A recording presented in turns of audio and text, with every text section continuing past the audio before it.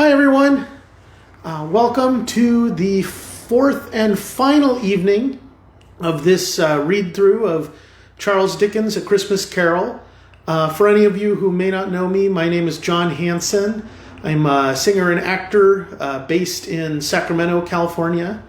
And as I've said on previous broadcasts, this has always been one of my favorite stories for this season.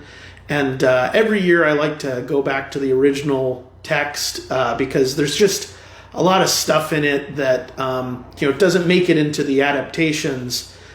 Even though the adaptations, most of them are really great. A lot of my favorite parts are actually in the narration and in Dickens' descriptions of various things. And it's just hard to get those into adaptations for film and TV and cartoon and what have you. This being the kind of crummy year it's been for a lot of us, I thought, maybe some of you would like to come along on that revisit of this text with me. And so, here we are. This is kind of a low-tech operation. I apologize for the traffic noise outside. We're on kind of a busy street. I also apologize in advance for any dog cameos that may happen. I've got two little dogs that get very curious when they hear Dad out here in the living room, talking in funny voices to no one. One or both of them will probably show up at some point. But this is just for fun, and hopefully you're having as much fun as I am. When we left Scrooge last night, it was kind of in a scary situation. He had just finished being visited by the ghost of Christmas Present, which honestly read him the riot act several times, quoting back a lot of his more cruel words to him, just as he's starting to really understand, the kind of, sad life that he's lived, and the pain that he's caused by the way that he is, for those around him. And the spirit vanished at the stroke of midnight. And when we last saw Scrooge, he was being approached by an ominous-looking figure who we will meet in the chapter to come. This is going to be a double feature. It will be 2 chapters, but both of them are pretty short, and it will take us to the end of the story tonight. I'll also say that, again, although this is just for fun, I did post my Venmo and my PayPal information in the video description. So if you wanted to leave a tip, you can do so there, but please don't feel obligated to do that. This is just for fun, and this is for, for all of us who decided to be here for it. I think that covers almost everything. Special thanks to my friend Faith Volrath for recording the harpsichord intro and outro music that I've used throughout these broadcasts. I think that really has added a lot. I apologize to her for the lack of technical aptitude, but I think it's come through pretty okay. And before I ramble on any further, let me just recap for any who have just joined in. My name is John Hansen, and this is the fourth and final evening of me reading Charles Dickens' A Christmas Carol. And let's get started.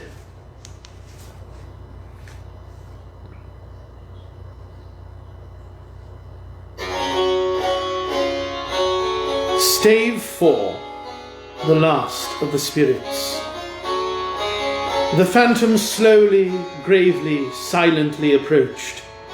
When it came near him, Scrooge bent down upon his knee, for in the very air through which this spirit moved, it seemed to scatter gloom and mystery. It was shrouded in a deep black garment which concealed its head, its face, its form, and left nothing of it visible save one outstretched hand. But for this, it would have been difficult to detach its figure from the night and separate it from the darkness by which it was surrounded.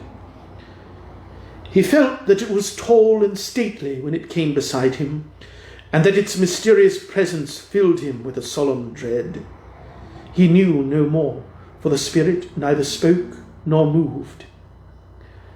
"I am in the presence of the ghost of Christmas yet to come," said Scrooge.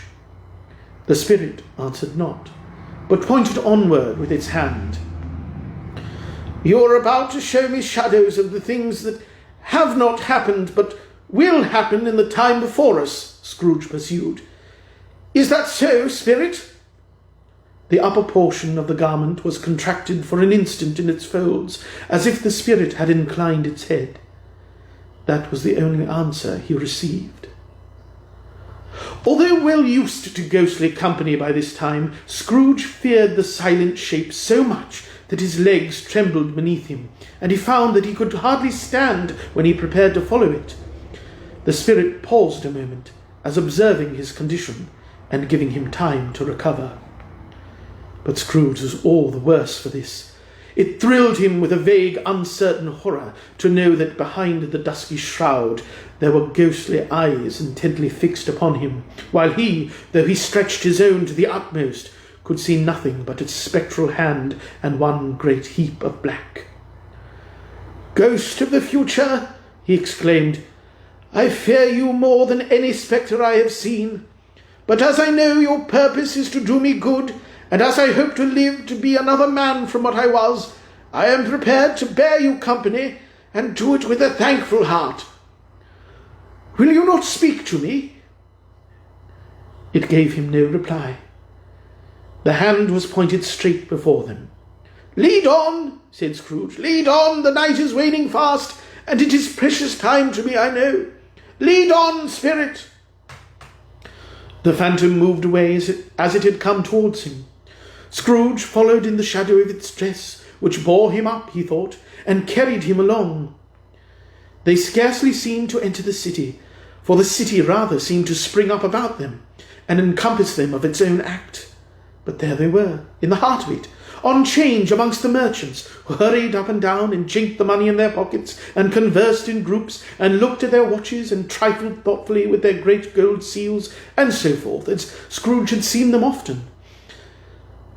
The spirit stopped beside one little knot of businessmen. Observing that the hand was pointed to them, Scrooge advanced to listen to their talk. "No," said a great fat man with a monstrous chin, "I don't know much about it either way. I only know he's dead." "When did he die?" inquired another. "Last night, I believe." "Why, what was the matter with him?" asked a third, taking a vast quantity of snuff out of a very large snuff-box. "I thought he'd never die." "God knows," said the first with a yawn. "What has he done with his money?" asked a red-faced gentleman with a pendulous excrescence on the end of his nose that shook like the gills of a turkey-cock. "I haven't heard," said the man with the large chin, yawning again. "Left it to his company, perhaps. He hasn't left it to me, that's all I know." This pleasantry was received with a general laugh. "It's likely to be a very cheap funeral," said the same speaker, "for upon my life I don't know of anybody to go to it. Suppose we make up a party and volunteer?" "I don't mind going if a lunch is provided," observed the gentleman with the excrescence on his nose. "But I must be fed if I make one." Another laugh. "Well, I am the most disinterested among you, after all," said the first speaker, "for I never wear black gloves and I never eat lunch. But I'll offer to go if anybody else will. When I come to think of it, I'm not at all sure that I wasn't his most particular friend, for we used to stop and speak whenever we met. Bye-bye." Speakers and listeners strolled away and mixed with other groups. Scrooge knew the men and looked toward the spirit for an explanation. The phantom glided on into a street. Its finger pointed to two persons meeting. Scrooge listened again, thinking that the explanation might lie here. He knew these men also perfectly. They were men of business, very wealthy and of great importance. He had made a point always of standing well in their esteem, in a business point of view, that is, strictly in a business point of view. "How are you?" said one. "How are you?" returned the other. "Well," said the first, "Old Scratch has got his own at last, eh?" "So I am told," returned the second. "Cold, isn't it? Seasonable for Christmas time. You're not a skater, I suppose?" No, something else to think of. "Good morning." Not another word. That was their meeting, their conversation, and their parting. Scrooge was at first inclined to be surprised that the spirits should attach importance to conversations apparently so trivial. But feeling assured that they must have some hidden purpose, he set himself to consider what it was likely to be. They could scarcely be supposed to have any bearing on the death of Jacob, his old partner, for that was past, and this ghost's province was the future. Nor could he think of anyone immediately connected with himself to whom he could apply them. But, nothing doubting that to whomsoever they applied, they had some latent moral for his own improvement, he resolved to treasure up every word he heard, and everything he saw, and especially to observe the shadow of himself when it appeared, for he had an expectation that the conduct of his future self would give him the clue he missed, and would render the solution of these riddles easy. He looked about in that very place for his own image, but another man stood in his accustomed corner, and though the clock pointed to his usual time of day for being there, he saw no likeness of himself among the multitudes that poured in through the porch. It gave him little surprise, however, for he had been revolving in his mind a change of life, and thought and hoped he saw his newborn resolutions carried out in this. Quiet and dark, beside him stood the phantom, with its outstretched hand. When he roused himself from his thoughtful quest, he fancied from the turn of the hand and its situation in reference to himself that the unseen eyes were looking at him keenly. It made him shudder and feel very cold. They left the busy scene and went into an obscure part of the town, where Scrooge had never been before, although he recognized its situation and its bad repute. The ways were foul and narrow, the shops and houses wretched, the people half-naked, drunken, slipshod, ugly. Alleys and archways, like so many cesspools, disgorged their offences of smell and dirt and life upon the straggling streets, and the whole quarter reeked with crime, with filth and misery. Far in this den of infamous resort, there was a low-browed, beetling shop below a penthouse roof, where iron, old rags, bottles, bones, and greasy offal were brought. Upon the floor within were piled up heaps of rusty keys, nails, chains, hinges, files, scales, weights, and refuse iron of all kinds. Secrets that few would like to scrutinize were bred and hidden in mountains of unseemly rags, masses of corrupted fat, and sepulchres of bones. Sitting in amongst the wares he dealt in, by a charcoal stove made of old bricks, was a grey-haired rascal, nearly 70 years of age, who had screened himself from the cold air without by a frowsy curtaining of miscellaneous tatters hung upon a line, and smoked his pipe in all the luxury of calm retirement. Scrooge and the Phantom came into the presence of this man, just as a woman with a heavy bundle slunk into the shop. But she had scarcely entered when another woman, similarly laden, came in too, and she was closely followed by a man in faded black, who was no less startled by the sight of them than they had been upon the recognition of each other. After a short period of blank astonishment, in which the old man with the pipe had joined them, they all three burst into a laugh. "Let the charwoman alone to be the first," cried she who had ended first. "Let the laundress alone to be the second, and let the undertaker's man alone to be the third. Look here, old Joe, here's a chance if we haven't all three met here without meaning it." "You couldn't have met in a better place," said old Joe, removing his pipe from his mouth. "Come into the parlour. You were made free of it long ago, you know, and the other two ain't strangers.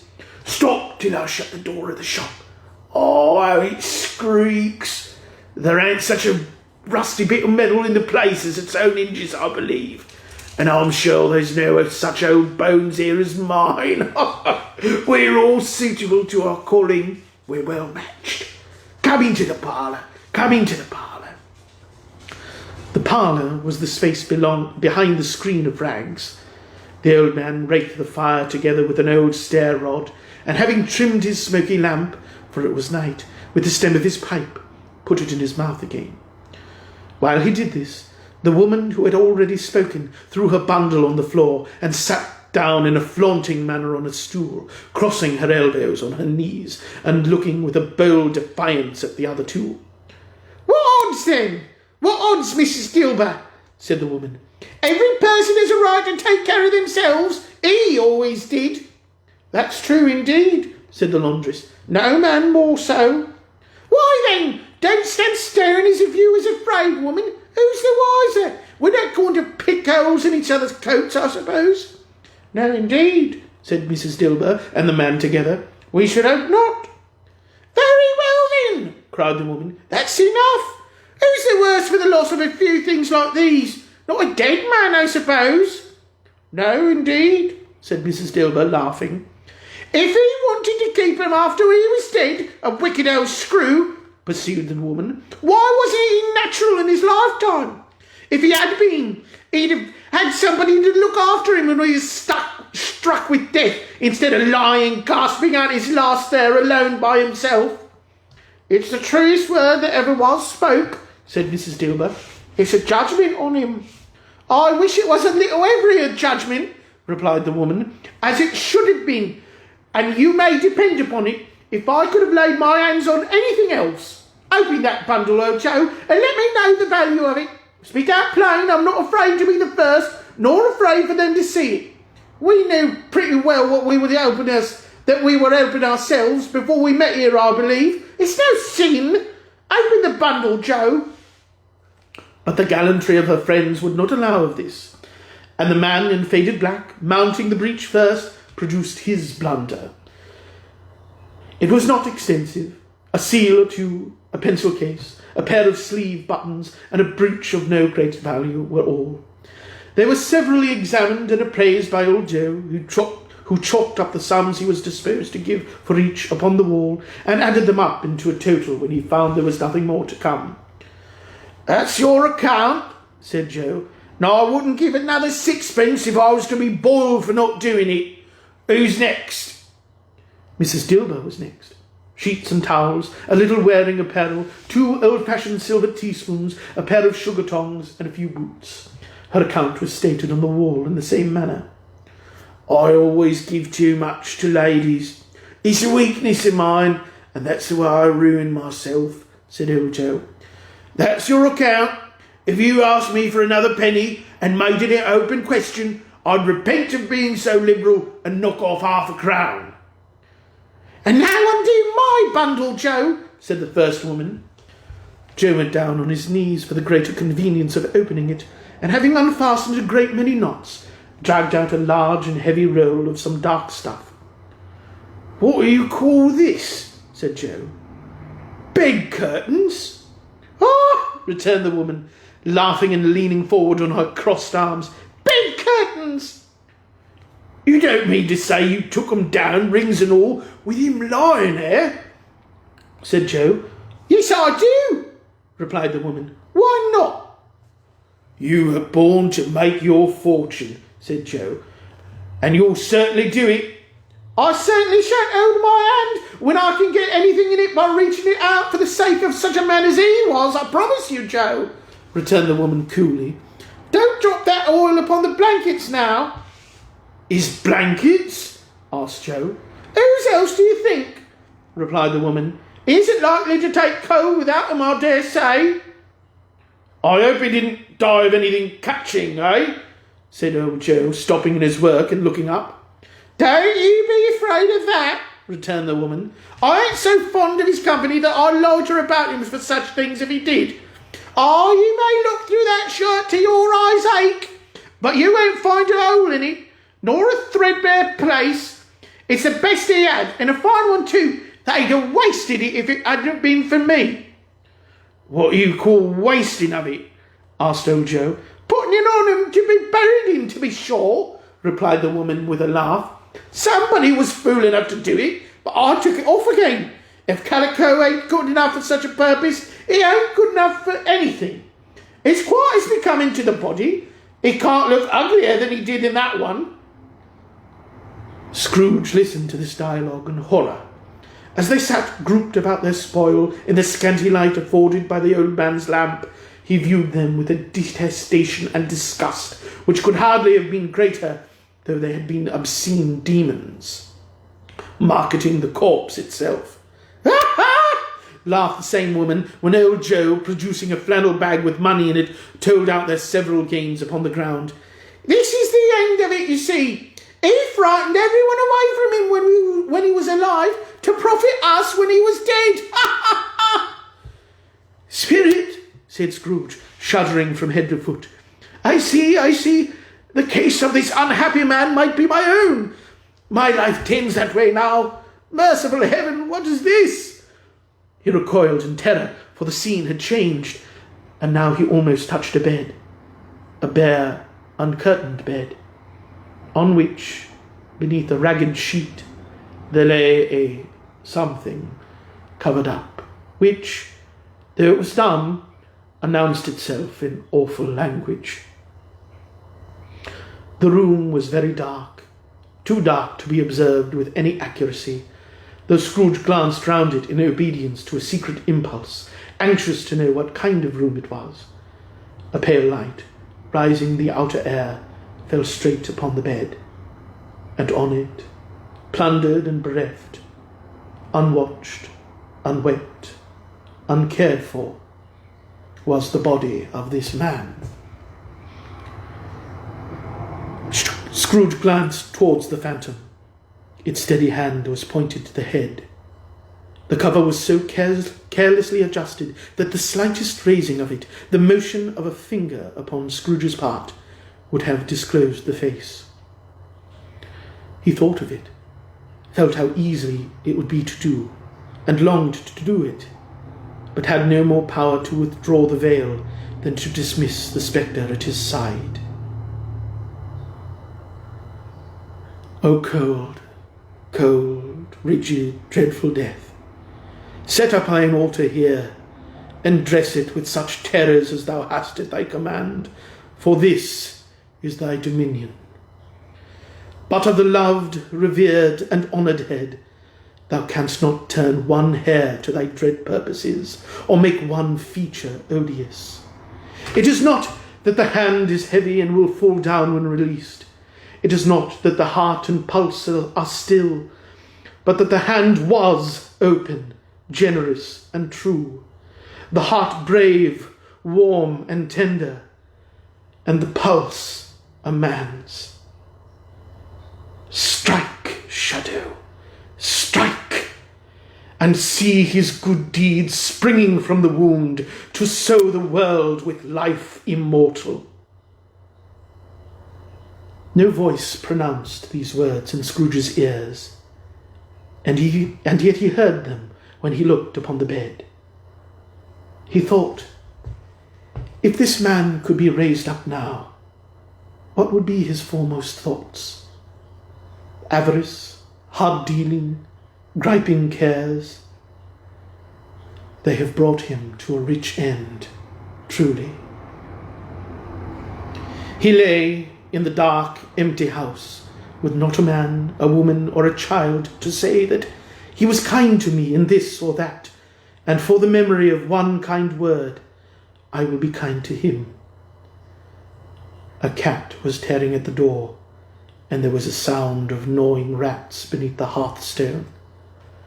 What they wanted in the room of death, and why they were so restless and disturbed, Scrooge did not dare to think. "Spirit," he said, "this is a fearful place. In leaving it, I shall not leave its lesson, trust me. Let us go."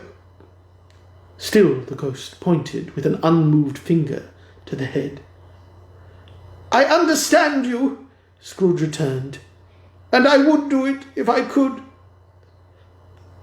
But I have not the power, Spirit. I have not the power." Again it seemed to look at him. "If there is any person in the town who feels emotion caused by this man's death," said Scrooge, quite agonized, "show that person to me, Spirit, I beseech you." The phantom spread its dark robe before him for a moment like a wing, and withdrawing it, revealed a room by daylight where a mother and her children were. She was expecting someone, and with anxious eagerness, for she walked up and down the room, started at every sound, looked out from the window, glanced at the clock, tried but in vain to work with her needle, and could hardly bear the voices of the children at play. At length the long-expected knock was heard. She hurried to the door and met her husband, a man whose face was careworn and depressed, though he was young.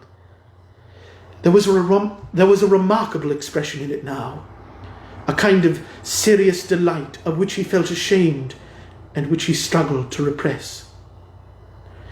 He sat down to the dinner that had been hoarding for him by the fire, and when she asked him faintly what news, which was not until after a long silence, he appeared embarrassed how to answer. "Is it good," she said, "or bad to help him?" "Bad," he answered. "We are quite ruined." "No, there is hope yet, Caroline." "If he relents," she said, amazed, "there is. Nothing is past hope. Is such a miracle has happened?" "He is past relenting," said her husband. "He's dead." She was a mild and patient creature, if her face spoke truth, but she was thankful in her soul to hear it, and she said so with clasped hands. She prayed forgiveness the next moment and was sorry, but the first was the emotion of her heart. "What the half-drunken woman whom I told you of last night said to me when I tried to see him and obtain a week's delay, and what I thought was a mere excuse to avoid me, turns out to have been quite true. He was not only very ill, but dying then. To whom will our debt be transferred? I don't know. But before that time we shall be ready with the money, and even though we would not, it would be a bad fortune indeed to find so merciless a creditor in his successor. We may sleep tonight with light hearts, Caroline." Yes, soften it as they would, their hearts were lighter. The children's faces, hushed and clustered round to hear what they so little understood, were brighter, and it was a happier house for this man's death. The only emotion that the ghost could show him, caused by the event, was one of pleasure. "Let me see some tenderness connected with the death," said Scrooge, "or that dark chamber spirit which we left just now will be forever present to me." The ghost conducted him through several streets familiar to his feet, and as they went along, Scrooge looked here and there to find himself, but nowhere was he to be seen. They entered poor Bob Cratchit's house, the dwelling he had visited before, and found the mother and the children seated round the fire. Quiet. Very quiet. The noisy little Cratchits were as still as statues in one corner, and sat looking up at Peter, who had a book before him. The mother and her daughters were engaged in sewing, but surely they were very quiet. And he took a child and set him in the midst of them. Where had Scrooge heard those words? He had not dreamed them. The boy must have read them out as he and the spirit crossed the threshold. Why did he not go on? The mother laid her work upon the table and put her hand up to her face. "The colour hurts my eyes," she said. "The colour? Poor Tiny Tim. "They're better again now," said Cratchit's wife.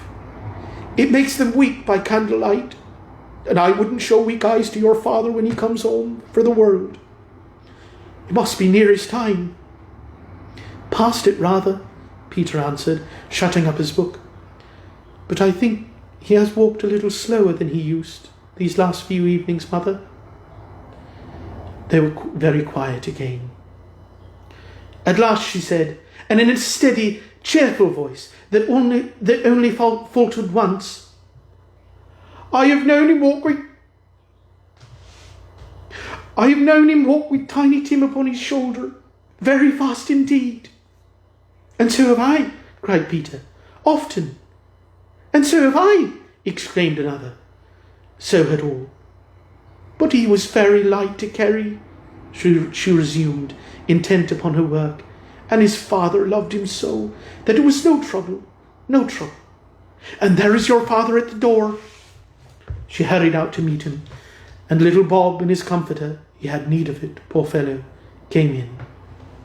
His tea was ready for him on the hob, and they all tried who should help him to it most. Then the two young Cratchits got upon his knees and laid, each child, a little cheek against his face, as if they said, "Don't mind it, father. Don't be grieved." Bob was very cheerful with them, and spoke pleasantly to all the family. He looked at the work upon the table, and praised the industry and speed of Mrs. Cratchit and the girls. They would be done long before Sunday, he said. "Sunday? You went today, then, Robert?" said his wife. "Yes, my dear," returned Bob. "I wish you could have gone. It would have done you good to see how green a place it is. But you'll see it often. I promised him that I would walk there on a Sunday. My little child," cried Bob. "My little child." He broke down all at once. He couldn't help it. If he could have helped it, he and his child would have been farther apart, perhaps, than they were.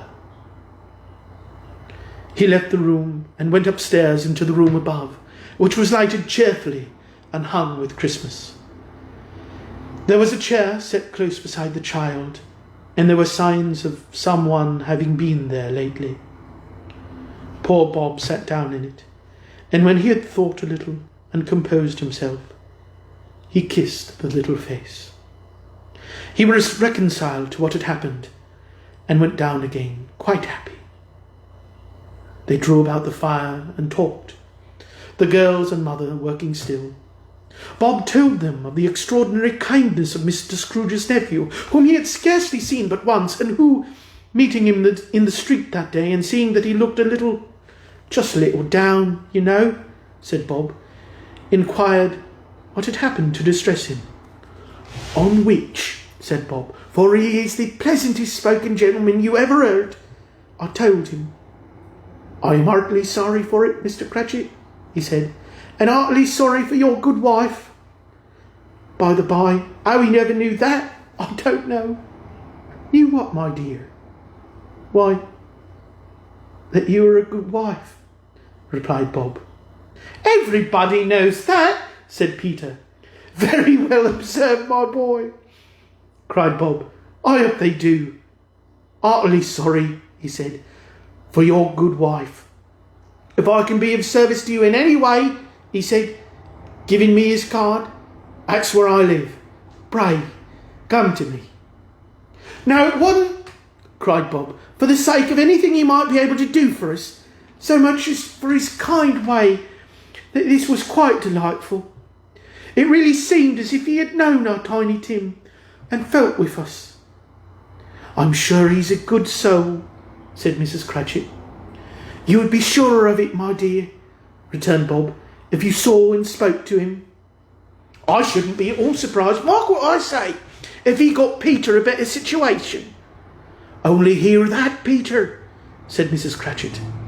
"And then," cried one of the girls, "Peter will be keeping company with someone and setting up for himself." Get along with you, retorted Peter, grinning. It's just as likely as not, said Bob. One of these days. Though there's plenty of time for that, my dear. But however and whenever we part from one another, I am sure we shall none of us forget poor Tiny Tim, shall we? Or this first parting that there was among us? Never, father, cried they all.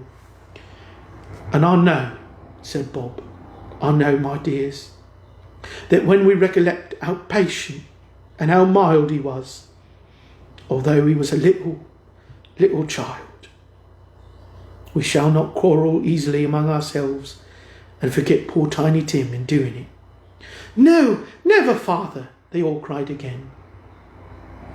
I'm very happy, said little Bob. I'm very happy. Mrs. Cratchit kissed him, his daughters kissed him, the two young Cratchits kissed him, and Peter and himself shook hands. Spirit of Tiny Tim, thy childish essence was of God. Spectre, said Scrooge, something informs me that our parting moment is at hand. I know it, but I know not how. Tell me, what man was that whom we saw lying dead? The ghost of Christmas yet to come conveyed him, as before, though at a different time, he thought. Indeed, there seemed no order in these latter visions, save that they were in the future, into the resorts of businessmen, but showed him not himself. Indeed, the spirit did not stay for anything, but went straight on, as to the end just now desired, until besought by Scrooge to tarry for a moment. This court, said Scrooge, through which we hurry now, is where my place of occupation is, and has been for a long time. I see the house. Let me behold what I shall be in days to come. The spirit stopped. The hand was pointing elsewhere. The house is yonder, Scrooge exclaimed. Why do you point away? The inexorable finger underwent no change. Scrooge hastened to the window of his office and looked in. It was an office still, but not his. The furniture was not the same, and the figure in the chair was not himself. The phantom pointed as before. He joined it once again, and wondering why and whither he had gone, accompanied it until they reached an iron gate. He paused to look round before entering. A churchyard. Here, then, the wretched man whose name he had now to learn lay underneath the ground.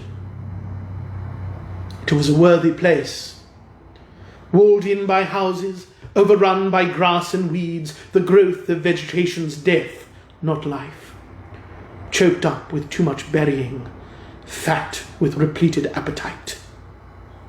A worthy place. The spirit stood among the graves and pointed down to one. He advanced towards it trembling. The phantom was exactly as it had been, but he dreaded that he saw new meaning in its solemn shape.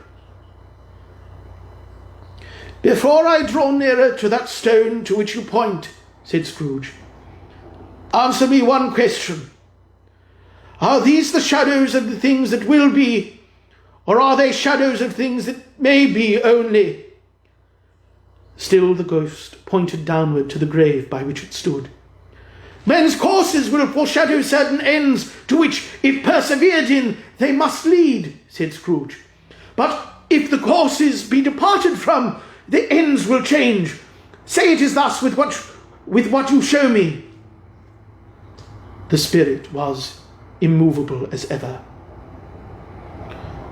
Scrooge crept towards it, trembling as he went, and following the finger, read upon the stone of the neglected grave his own name, Ebenezer Scrooge. Am I that man who lay upon the bed? He cried upon his knees. The finger pointed from the grave to him and back again. No, spirit! Oh, no, no! The finger still was there. "Spirit," he cried, tight clutching at its robe, "hear me. I am not the man I was. I will not be the man I must have been but for this intercourse. Why show me this if I am past all hope?" For the first time the hand appeared to shake. "Good spirit," he pursued, as down upon the ground he fell before it, "your nature intercedes for me and pities me. Assure me that I may change these shadows you have shown me by an altered life." The kind hand trembled. "I will honour Christmas in my heart and try to keep it all the year. I will live in the past, the present, and the future. The spirits of all three shall strive within me. I will not shut out the lessons that they teach. Oh, tell me I may sponge away the writing on this stone." In his agony, he caught the spectral hand. It sought to free itself, but he was strong in his entreaty and detained it. The spirit, stronger yet, repulsed him. Holding up his hands in a last prayer to have his fate reversed, he saw an alteration in the phantom's hood and dress. It shrunk, collapsed, and dwindled down into a bedpost.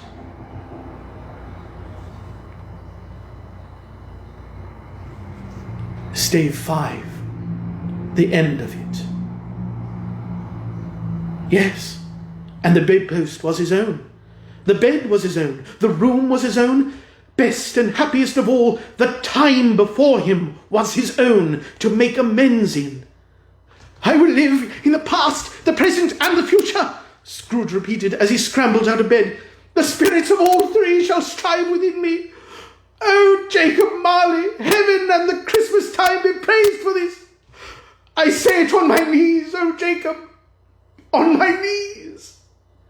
He was so fluttered and so glowing with his good intentions that his broken voice would scarcely answer to his call. He had been sobbing violently in his conflict with the spirit, and his face was wet with tears. "They are not torn down," cried Scrooge, folding one of his bed curtains in his arms. "They are not torn down, rings and all. They are here. I am here. The shadows of the things that would have been may be dispelled. They will be. I know they will be." His hands were busy with his garments all this time, turning them inside out, putting them on upside down, tearing them, mislaying them, making them parties to every kind of extravagance. "I don't know what to do," cried Scrooge, laughing and crying in the same breath, and making a perfect lacoon of himself with his stockings. "I am as light as a feather. I am as happy as an angel. I am as merry as a schoolboy. I am as giddy as a drunken man. A Merry Christmas to everybody. A Happy New Year to all the world. Hello there, whoop, hello!" He had frisked into the sitting room and was now standing there, perfectly winded. "There's the saucepan that the gruel was in," cried Scrooge, starting off again and going round the fireplace. "There's the door by which the ghost of Jacob Marley entered. There's the corner where the ghost of Christmas present sat. There's the window where I saw the wandering spirits. It's all right. It's all true. It all happened." Really, for a man who had been out of practice for so many years, it was a splendid laugh, a most illustrious laugh, the father of a long, long line of brilliant laughs. "I don't know what day of the month it is," said Scrooge. "I don't know how long I've been among the spirits. I don't know anything. I'm quite a baby. Never mind. I don't care. I'd rather be a baby. Hello, whoop, hello there." He was checked in his transports by the churches ringing out the lustiest peals he had ever heard. Clash, clang, hammer, ding, dong, bell, bell, dong, ding, hammer, clang, clash. Oh, glorious, glorious! Running to the window, he opened it and put out his head. No fog, no mist, clear, bright, jovial, stirring, cold, cold, piping for the blood to dance to. Golden sunlight, heavenly sky, sweet, fresh air, merry bells. Oh, glorious, glorious. "What's today?" cried Scrooge, calling downward to a boy in Sunday clothes who perhaps had loitered in to look about him. "Aye," returned the boy, with all his might of wonder. "What's today, my fine fellow?" "To die?" replied the boy. Why, Christmas Day! It's Christmas Day, said Scrooge to himself. I haven't missed it. The spirits have done it all in one night. They can do anything they like. Of course they can. Of course they can. Hello, my fine fellow. Hello, returned the boy. Do you know the poulterers in the next street but one at the corner? Scrooge inquired. I should hope I did, replied the lad. An intelligent boy, said Scrooge. A remarkable boy. Do you know whether they've sold the prize turkey that was hanging up there? Not the little prize turkey, the big one. What? One as big as me? Returned the boy. What a delightful boy, said Scrooge. It's a pleasure to talk to him. Yes, my buck. It's hanging there now, replied the boy. Is it? Said Scrooge. Go and buy it. Walker, exclaimed the boy. No, said Scrooge. I am in earnest. Go and buy it, and tell him to bring it here, that I may give them the direction where to take it. Come back with the man, and I'll give you a shilling. Come back with him in less than 5 minutes, and I'll give you half a crown. The boy was off like a shot. He must have had a steady hand at a trigger who could have got a shot off half so fast. I'll send it to Bob Cratchit's, whispered Scrooge, rubbing his hands and splitting with a laugh. He shan't know who sends it. It's twice the size of Tiny Tim. Joe Miller never made such a joke as sending it to Bob's will be. The hand in which he wrote the address was not a steady one, but write it he did, somehow, and went downstairs to open the street door, ready for the coming of the poulterer's man. As he stood there, waiting his arrival, the knocker caught his eye. I shall love it as long as I live, cried Scrooge, patting it with his hand. I scarcely ever looked at it before. What an honest expression it has in its face. It's a wonderful knocker. Here's the turkey. Hello, whoop, how are you? Merry Christmas. It was a turkey. He never could have stood upon his legs, that bird. He would have snapped them short off in a minute, like sticks of sealing wax. Why, it's impossible to carry that to Camden Town, said Scrooge. You must have a cab. The chuckle with which he said this, and the chuckle with which he paid for the turkey, and the chuckle with which he paid for the cab, and the chuckle with which he recompensed the boy, were only to be exceeded by the chuckle with which he sat down breathless in his chair again, and chuckled till he cried. Shaving was not an easy task, for his hand continued to shake very much, and shaving requires attention, even when you don't dance while you're at it. But if he had cut the end of his nose off, he would have put a piece of sticking plaster over it and been quite satisfied. He dressed himself all in his best, and at last got out into the streets. The people were by this time pouring forth, as he had seen them with the ghost of Christmas present, and walking with his hands behind him, Scrooge regarded every one with a delighted smile. He looked so irresistibly pleasant, in a word, that 3 or 4 good-humoured fellows said, Good morning, sir, a Merry Christmas to you. And Scrooge often said afterwards that of all the blithe sounds he had ever heard, those were the blithest in his ears. He had not gone far when, coming on towards him, he beheld the portly gentleman who had walked into his counting-house the day before and said, Scrooge and Marley's, I believe. It sent a pang across his heart to think how this old gentleman would look upon him when they met, but he knew what path lay straight before him, and he took it. My dear sir, said Scrooge, quickening his pace and taking the old gentleman by both his hands, how do you do? I hope you succeeded yesterday. It was very kind of you. A Merry Christmas to you, sir. Mr. Scrooge? Yes, said Scrooge, that is my name, and I fear it may not be pleasant to you. Allow me to ask your pardon, and will you have the goodness— Here Scrooge whispered in his ear. Lord bless me, cried the gentleman, as if his breath were taken away. My dear Mr. Scrooge, are you serious? If you please, said Scrooge, not a farthing less. A great many back payments are included in it, I assure you. Will you do me that favour? My dear sir, said the other, shaking hands with him, I don't know what to say to such Don't say anything, please, retorted Scrooge. Come and see me. Will you come and see me? I will, cried the old gentleman, and it was clear he meant to do it. Thank ye, said Scrooge. I am much obliged to you. I thank you 50 times. Bless you." He went to church and walked about the streets and watched the people hurrying to and fro, and patted children on the head, and questioned beggars, and looked down into the kitchens of houses and up to the windows, and found that everything could yield him pleasure. He had never dreamed that any walk, that anything could give him so much happiness. In the afternoon, he turned his steps toward his nephew's house. He passed the door a dozen times before he had the courage to go up and knock, but he made a dash and did it. "Is your master at home, my dear?" said Scrooge to the girl. "Nice girl, very." "Yes, sir." "Where is he, my love?" "He's in the dining room, sir, along with mistress. I'll show you upstairs, if you please." "Thank ye. He knows me," said Scrooge, with his hand already on the dining room lock. "I'll go in here, my dear." He turned it gently and sidled his face in round the door. They were looking at the table, which was spread out in a great array, for these young housekeepers are always nervous on these points, and like to see that everything is right. "Fred," said Scrooge. Dear heart alive, how his niece by marriage started! Scrooge had forgotten for the moment about her sitting in the corner with her footstool, or he wouldn't have done it on any account. "Why, bless my soul!" cried Fred. "Who's that?" "It's I, your Uncle Scrooge. I have come to dinner." "Will you let me in, Fred?" Let him in. It is a mercy he didn't shake his arm off.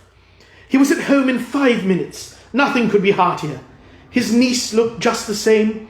So did Topper when he came. So did the plump sister when she came. So did everyone when they came. Wonderful party, wonderful games, wonderful unanimity, wonderful happiness. But it was early at the office next morning. Oh, it was early there. If he could only be there first and catch Bob Cratchit coming late, that was the thing he had set his heart upon. And he did it. Yes, he did. The clock struck 9. No Bob. 1:15. No Bob. He was full 18 minutes behind his time. Scrooge sat with his door wide open that he might see him come into the tank. His hat was off before he opened the door, his comforter too. He was on his stool in a jiffy, driving away with his pen as if he were trying to overtake 9 o'clock. "Hello?" growled Scrooge, in his accustomed voice, as near as he could feign it. "What do you mean by coming here at this time of day?" "I am very sorry, sir," said Bob. "I am behind my time." "You are?" repeated Scrooge. "Yes, I think you are. Step this way, sir, if you please." "It's only once a year, sir," pleaded Bob, appearing from the tank. "It shall not be repeated. I was making rather merry yesterday, sir." "Now, I'll tell you what, my friend," said Scrooge. "I am not going to stand this sort of thing any longer. And therefore," he continued, leaping from his stool and giving Bob such a dig in the waistcoat that he staggered back into the tank again, "and therefore I am about to raise your salary." Bob trembled and got a little nearer to the ruler. He had a momentary idea of knocking Scrooge down with it, holding him and calling to the people in the court for help and a straight waistcoat. "A Merry Christmas, Bob," said Scrooge, with an earnestness that could not be mistaken, as he clapped him on the back. "A merrier Christmas, Bob, my good fellow, than I have given you for many a year. I'll raise your salary and endeavour to assist your struggling family, and we will discuss your affairs this very afternoon over a Christmas bowl of smoking bishop, Bob. Make up the fires and buy another coal scuttle before you dot another I, Bob Cratchit."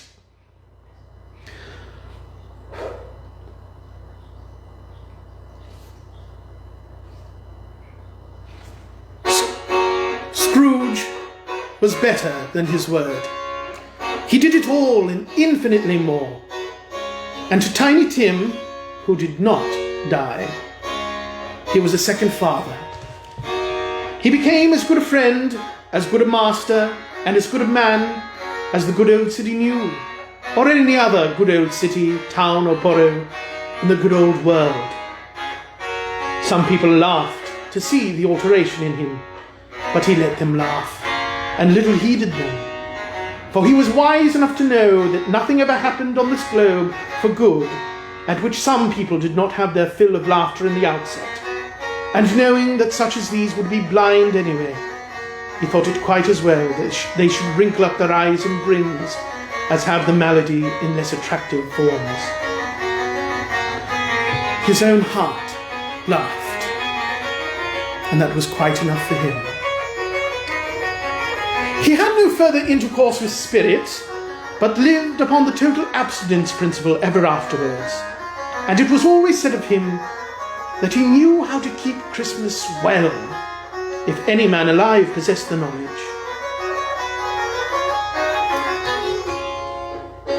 May that be truly said of us, and all of us. And so, as Tiny Tim observed, God bless us, everyone. The end.